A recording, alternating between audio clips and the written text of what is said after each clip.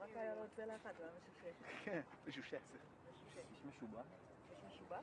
וטומן זה לא משומן. Honor, guard, forward. Attention. Forward. Right shoulder, move.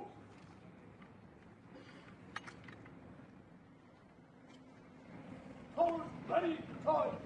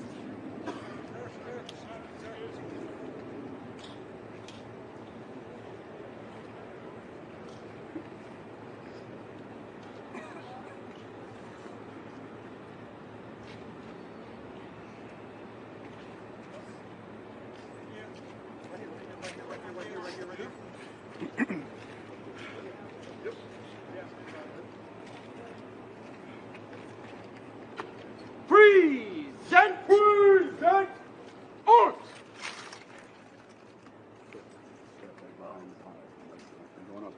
Ma'am, step back. Secretary Hegseth, are you planning to send U.S. troops to Gaza? Can you rule out sending troops to Gaza?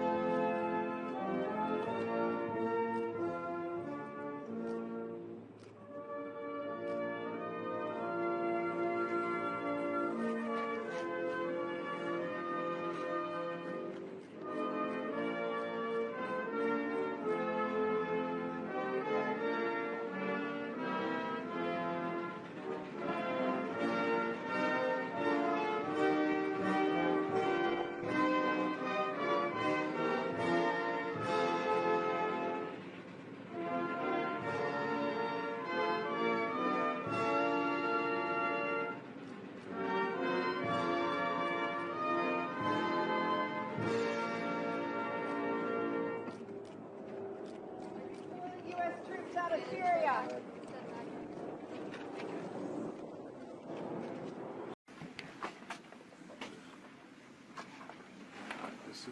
Saddam. We'll do that later. But, but there's a larger thing out there. No doubt, no doubt. Well, Mr. Prime Minister, it's great to see you.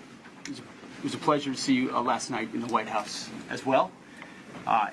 It is the truth that we have no greater ally in the state of Israel. We're honored to stand alongside you, stare down many of the same threats that you do.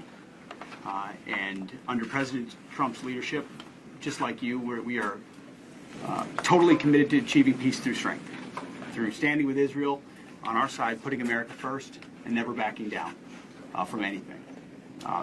It has been and will continue to be an unbreakable bond between our countries. As you know, I've had a chance to visit Israel 8 or 9 times, spend time with you at the Western Wall,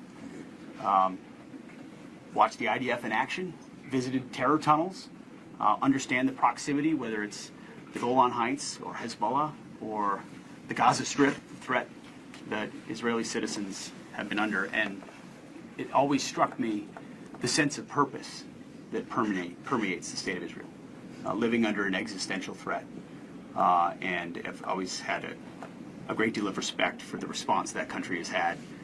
And now destroying Hamas's capabilities in Gaza, Hezbollah's capabilities in the north, damaging the Houthi infrastructure in Yemen, and things that are of great importance to America. Those are all of great importance to us. But in September of 2024, killing the man responsible for the 1983 bombing of the Marine Corps compound in Beirut, killing 241 Americans. You have a long memory. We have a long memory.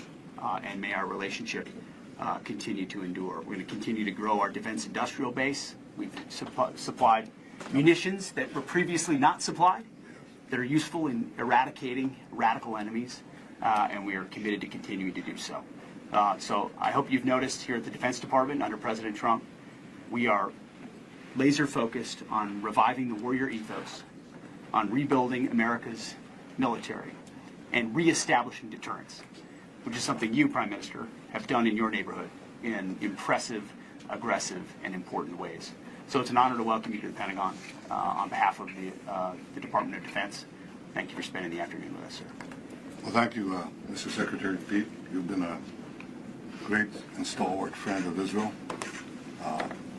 And we see President Trump and the team that he's put together as extraordinary friends, extraordinary patriots of America, and therefore also champions of the American-Israel alliance.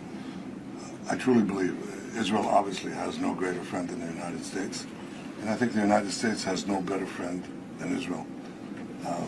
It's an ally that perhaps is different from many of your allies because we have no compunction about fighting our enemies by ourselves. We're willing to shoulder the burden of our defense, but by confronting the forces of radicalism and terror and the forces that are anti-American at their core. They call you the great Satan, and they call us the small Satan. We just stand in their way, but you are their great enemy. By confronting these various enemies, we're not only defeating those who wish to attack us, but those who wish to attack you as well. And therefore, our victory is your victory, and we're well ahead and well advanced in the pursuit of our war goals that will give security and peace. And that's the only way you get it in our region and perhaps in many other regions. The only way you get peace and an enduring peace is by being very, very strong. And with our alliance, with your support, including the decision you just mentioned of supplying Israel the much-needed tools for our defense, we are a lot stronger than we've ever been. I thank you for this warm reception. It's good to see you again, and I look forward to our discussions away from the cameras. Good to see you, sir. Welcome to the Pentagon. And we look forward to the discussions as well. How do you feel about American involvement in Gaza, considering your views and world views?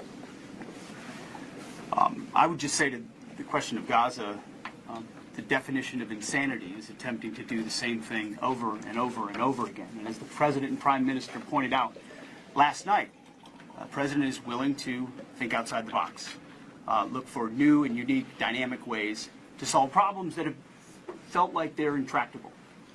So we look forward to more conversations about that, creative solutions to that, and as the man tasked with leading the Defense Department here, we're prepared to look at all options as we've said before. Mr. Secretary, are you have a plan to send troops to Gaza? Are you working on options for the President right now that would involve U.S. troops in Gaza? The President is involved in very complex and high-level negotiations of great consequence to both the United States and the State of Israel, and we look forward to working with our allies, our counterparts, both diplomatically and militarily, to look at all options. But we certainly would not get ahead of the President or provide any details about what we may or may not do. That's just bad military. That's all we have.